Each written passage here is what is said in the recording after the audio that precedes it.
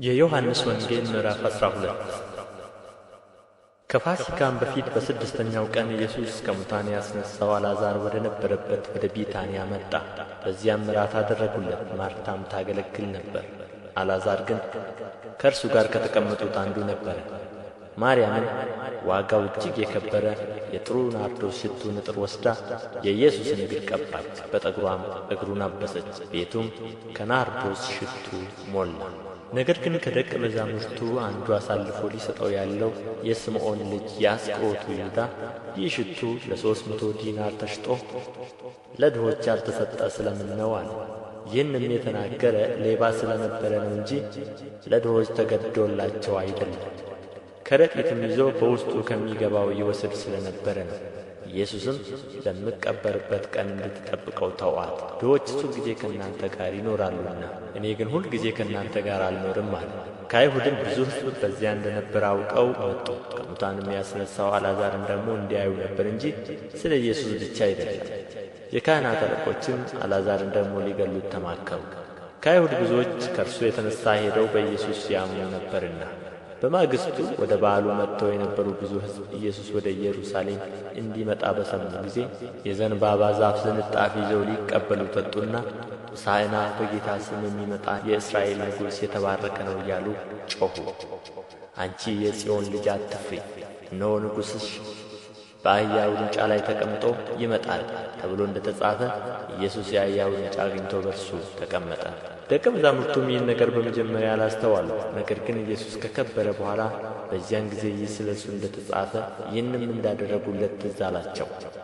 አልዓዛርንም ከመቃብር ጠርቶ ከሙታን ሲያስነሣው ከእርሱ ጋር የነበሩት ሕዝብ ይመሰክሩለት ነበር። ስለዚህ ደግሞ ሕዝቡ ይህን ምልክት እንዳደረገ ስለ ሰሙ ሊቀበሉት ወጡ። ስለዚህ ፈሪሳውያን እርስ በርሳቸው አንድ እንኳ ልታደርጉ እንዳይቻላችሁ ታያላችሁን? እነሆ ዓለሙ በኋላው ተከትሎት ሄዶአል ተባባሉ። በበዓሉም ሊሰግዱ ከወጡት አንዳንዶቹ የግሪክ ሰዎች ነበሩ። እነርሱም ከገሊላ ቤተ ሳይዳ ወደሚሆን ወደ ፊልጶስ መጥተው ጌታ ሆይ ኢየሱስን ልናይ እንወዳለን ብለው ለመኑት። ፊልጶስም መጥቶ ለእንድርያስ ነገረው። እንድርያስና ፊልጶስ መጥተው ለኢየሱስ ነገሩት። ኢየሱስም መለሰላቸው እንዲህ ሲል የሰው ልጅ ይከብር ዘንድ ሰዓቱ ደርሷል። እውነት እውነት እላችኋለሁ የስንዴ ቅንጣት በምድር ወድቃ ካልሞተች ብቻዋን ትቀራለች፣ ብትሞት ግን ብዙ ፍሬ ታፈራለች። ነፍሱን የሚወድ ያጠፋታል፣ ነፍሱንም በዚህ ዓለም የሚጠላ ለዘላለም ሕይወት ይጠብቃታል። የሚያገለግለኝ ቢኖር ይከተለኝ፣ እኔም ባለሁበት አገልጋይ ደግሞ በዚያ ይሆናል። የሚያገለግለኝም ቢኖር አብ ያከብረዋል። አሁን ነፍሴ ታውካለች፣ ምንስ እላለሁ? አባት ሆይ ከዚህ ሰዓት አድነኝ። ነገር ግን ስለዚህ ወደዚህ ሰዓት መጣሁ። አባት ሆይ ስምህን አክብረው። ስለዚህም አከበርሁት፣ ደግሞም አከብረዋለሁ የሚል ድምፅ ከሰማይ መጣ። በዚያ ቆመው የነበሩትም ሕዝብ በሰሙ ጊዜ ነጐድጓድ ነው አሉ። ሌሎች መልአክ ተናገረው አሉ።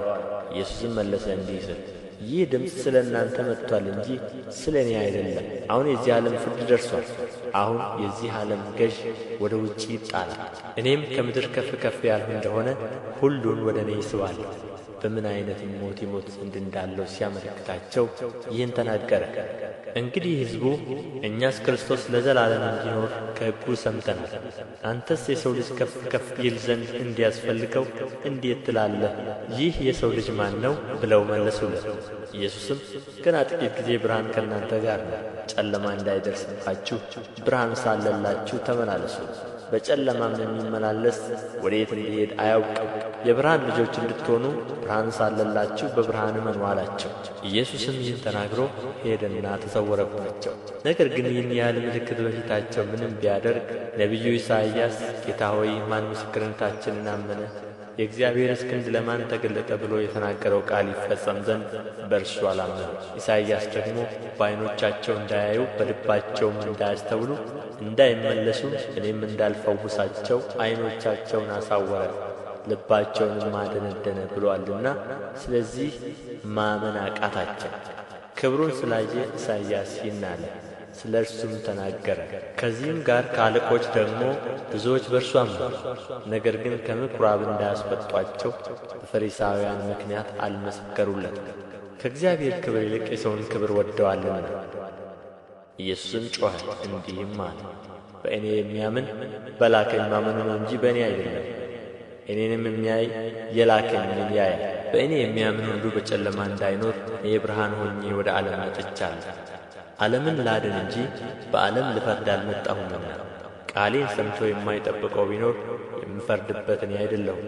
የሚጥለኝ ቃሌንም የማይቀበለው እርሱ የሚፈርድበት አለ።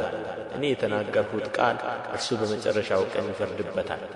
እኔ ከራሴ አልተናገርሁምና፣ ነገር ግን የላከኝ አብ እርሱ የምለውን የምናገረውን ትእዛዝ ሰጠኝ። ትእዛዙም የዘላለም ሕይወት እንደሆነች አውቃለሁ። ስለዚህ እኔ የምናገረውን አብ እንደ ነገረኝ እንዲሁ እናገራለሁ።